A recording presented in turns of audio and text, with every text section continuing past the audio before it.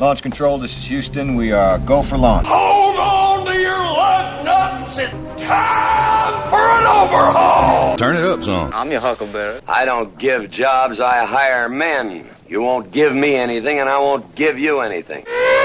Collision, sir. Whoa, relax. We're not even moving. There's no crying in baseball! We are News New Mexico. It's Tuesday, January 17th, 2012. Jim Spence will be along directly. I'm Michael Swickard. Rachel Plesky's posting as we speak. In studio, we have Aaron Henry Diaz. You can go to newsnem.com and follow along. Jerry Harden is our producer-director. On our Newsmaker line, we have Marita Noon. She has a website, energymakes.america.org. She always, that's the first thing she ever says is org. Well, org. Well, we sort of have evolved into this little silly routine. Well, you've got a new thing that you have written. We have it up. The EPA's binge gambling. One of my favorite topics is the harm that was done when DDT was banned. That it has caused millions upon millions of people to die unnecessarily, because DDT in and of itself is not harmful to humans and not really harmful to birds either. No, it isn't, but it has been, it was banned, as you mentioned, and it has caused a lot of damage to human population, because we have not eliminated the vector of malaria, and instead have gone to drugs to try to treat malaria once people get it, instead of eliminating the source for malaria in the first place. So when DDT was first invented, which was the late 30s, early 40s, and they found that it was the one thing they had that absolutely knocked mosquitoes down. We went from having, something like 5 million malaria deaths per year to the last year that they really did it right, I think 62, 63, something like that. They were down to where it was under 10,000 deaths.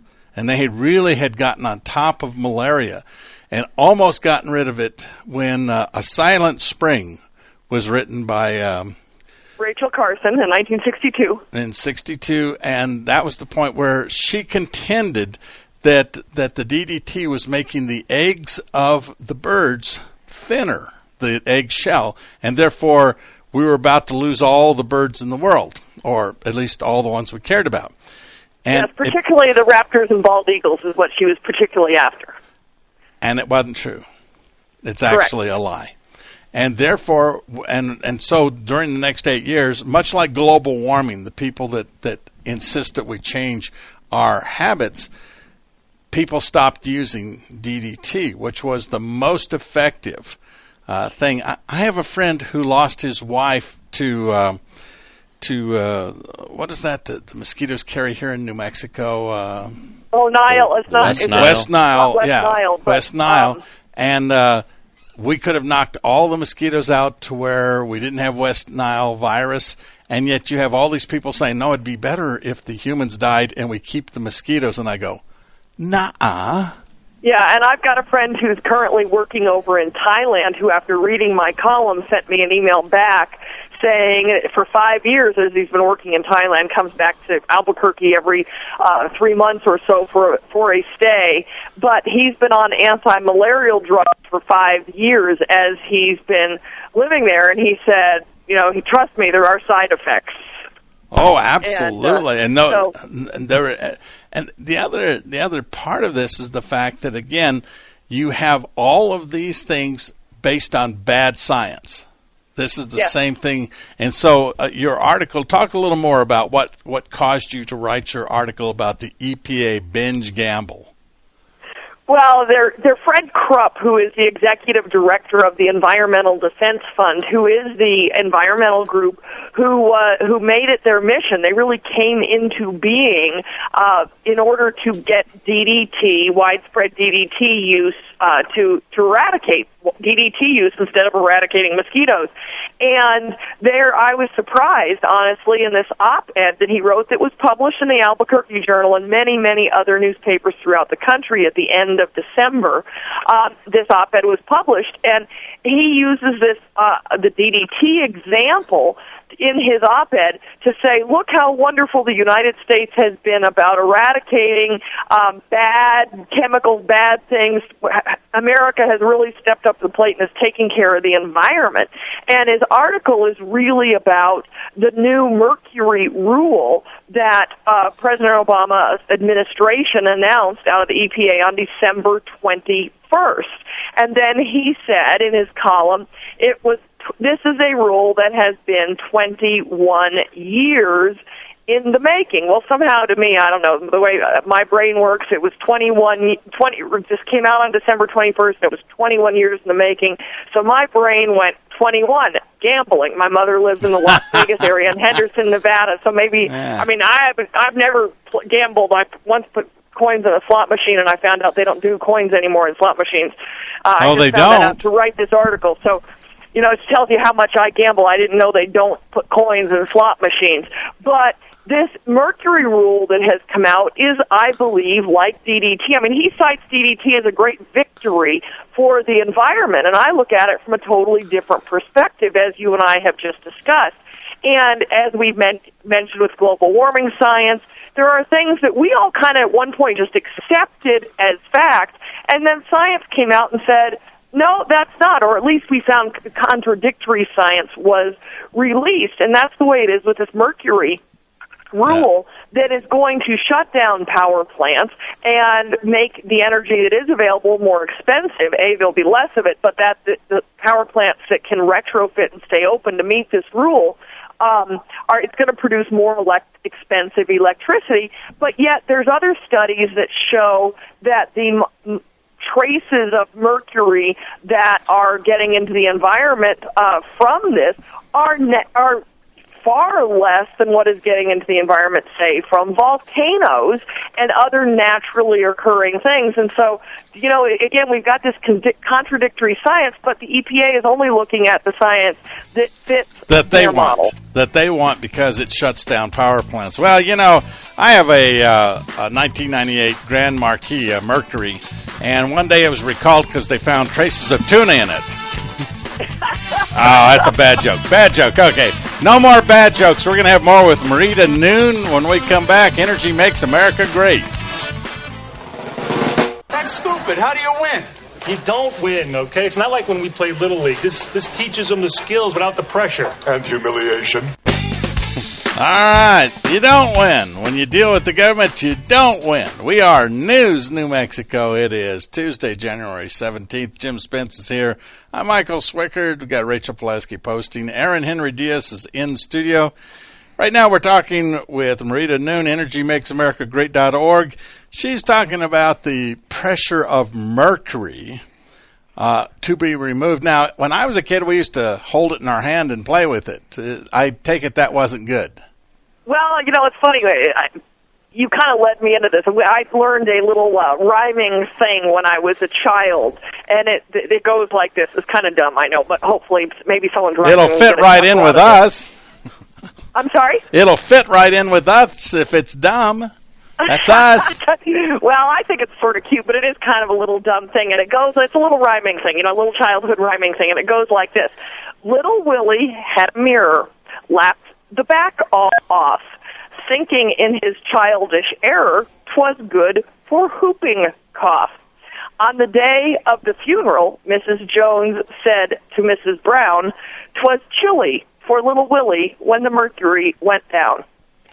Now, I don't know, I can't believe that I still remember that, but when I wrote this little piece with, talking about mercury, of course, I was tempted to put the Little Willie piece in it, but I appreciate you letting me share my childhood memories on the air here.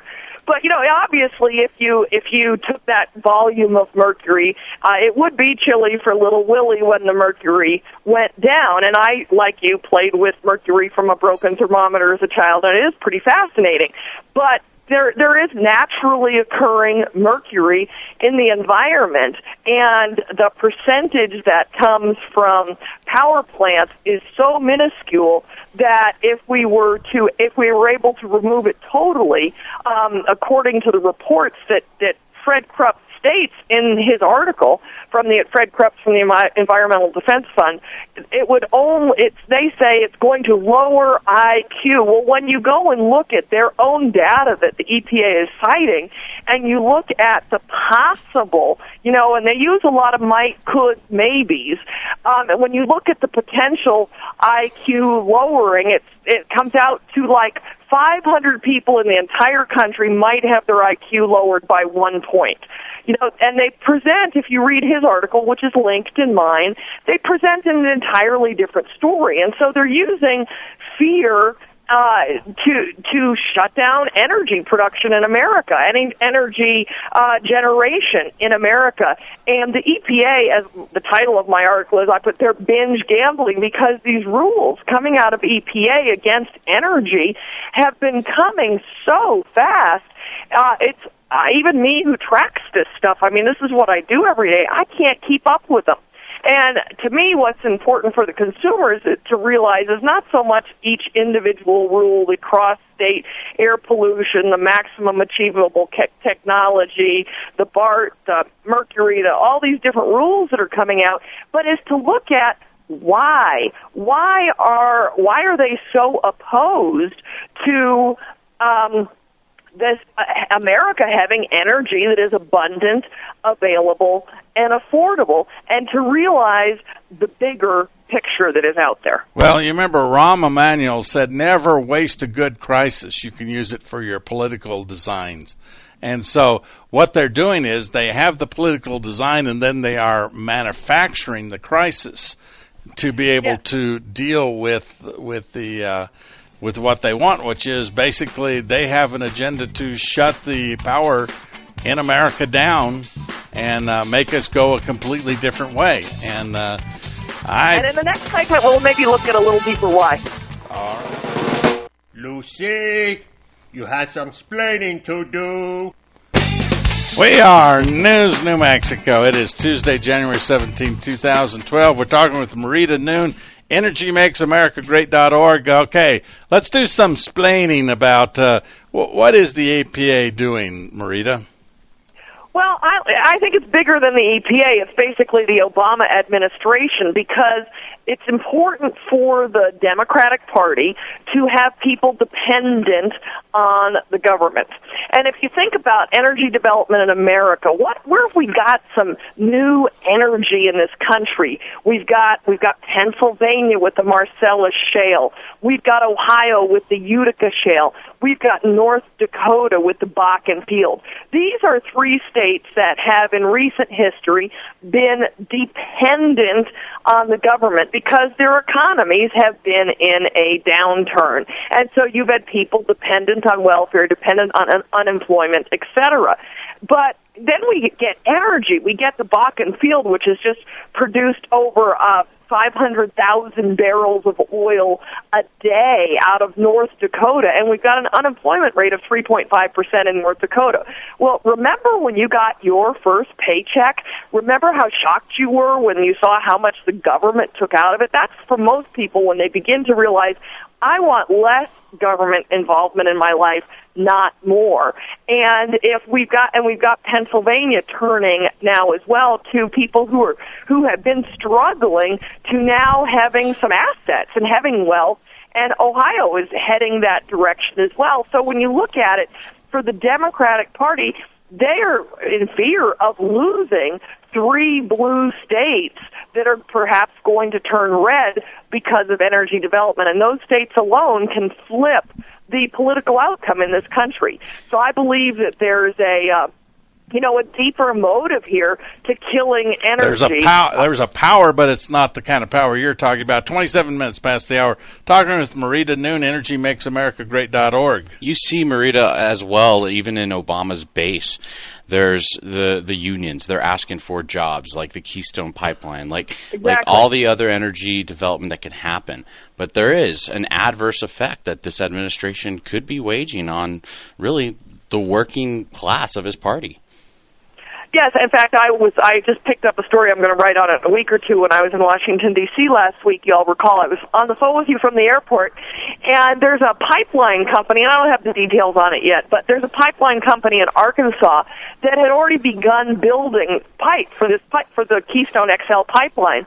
Once the president announced the delay of the pipeline, they have had to lay off 200 employees in one company in Arkansas because the Keystone XL pipeline is not going through. So, I mean, that's an example right there of these people are now going to have to go on unemployment and be dependent on the government because President Obama's administration has chosen to take job-killing action. If President Obama and the Democratic Party nationally was serious about creating jobs, they would obviously look more into allowing their own base to have more economic opportunities, especially in the energy field, it sounds. Well, yeah, I mean, that's where the big paying jobs are right now. Right. And again, North Dakota, you just look at, they've got the lowest unemployment rate in the country, and this is new for them. So why? It's because of the energy jobs. In fact, I've got someone who lives near me in the East Mountains here of Albuquerque who every 2 weeks goes to North Dakota. He works 2 weeks in North Dakota. He's 2 weeks on, 2 weeks off. He comes back to Albuquerque to his home and family for 2 weeks, goes back to North Dakota for 2 weeks because the jobs are there. And, we had the development in the northern part of New Mexico where we've got oil.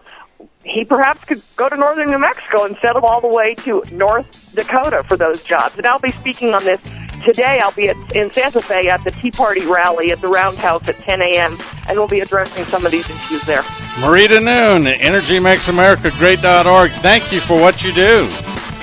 Thanks for letting me share it.